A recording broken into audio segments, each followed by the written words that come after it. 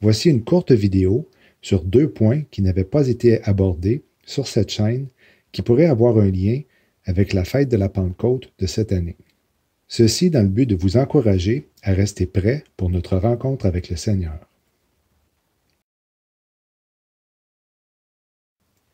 Le jubilé et la récolte. Un thème primaire de l'année du jubilé biblique est la terre qui revient à son propriétaire d'origine. Les événements marquants de 1917, 1967 et 2017, à savoir la déclaration de Balfour, la reprise de Jérusalem par le peuple juif et la reconnaissance de Jérusalem comme capitale d'Israël par les États-Unis, incarnent le thème de la terre promise qui revient à ses propriétaires d'origine, les Juifs. Sur la base du schéma d'événements qui viennent d'être énumérés, il a été supposé que l'année biblique couvrant 2017-18 était un jubilé. Mais si 2017 a été un jubilé, vraisemblablement le dernier jubilé, pourquoi rien de ce qui s'est passé ne ressemblait à une année aussi importante à ce moment-là? Une explication plausible est que les événements de 1917, 1967 et 2017 n'étaient pas des accomplissements de jubilé, comme on le croit généralement, mais plutôt des déclarations du jubilé imminent.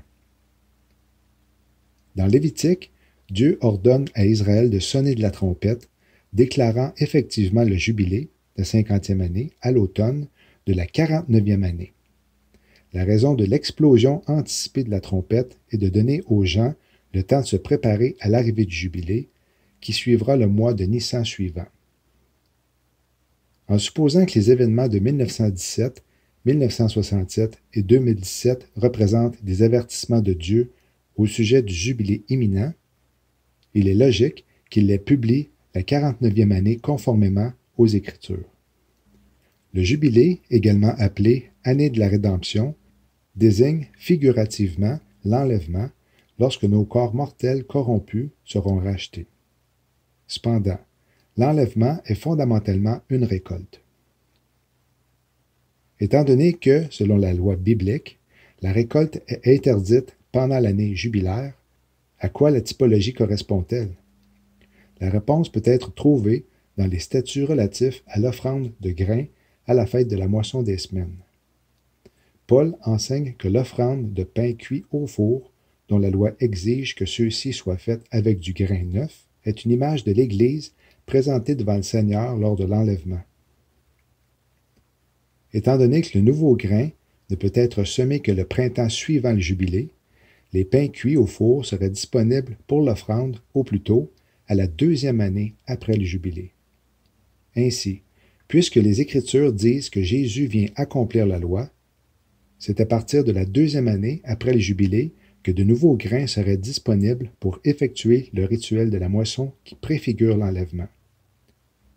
La 2e année serait donc en 2020 si l'on se fie aux informations qui viennent d'être rapportées. Pour ce qui est du dernier point, eh bien, il me parle particulièrement. Dieu le Père est descendu du ciel vers son peuple du temps de Moïse à la Pentecôte. Le Saint-Esprit, à son tour, est descendu du ciel vers les nations du temps des apôtres à la Pentecôte.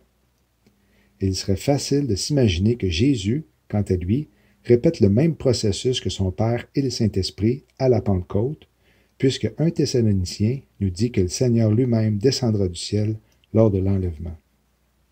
Voilà pour l'instant, en espérant que vous ayez apprécié. Shalom.